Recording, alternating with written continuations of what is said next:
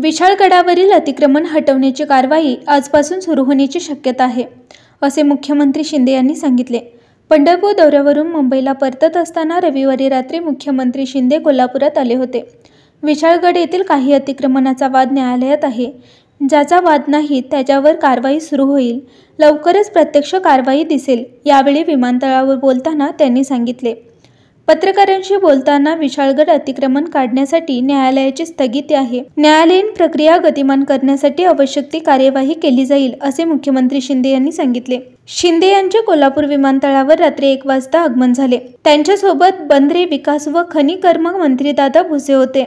यावेळी त्यांनी जिल्हाधिकारी अमोल येडगे, विशेष पोलीस महानिरीक्षक सुनील फुलारी यांच्याकडून विशाळगड प्रश्नी माहिती घेतली। जिल्हाधिकारी यांच्यासह करवीरचे प्रांताधिकारी हरीश धार्मिक यांनी प्रशासनाच्या वतीने शिंदे यांचे स्वागत केले।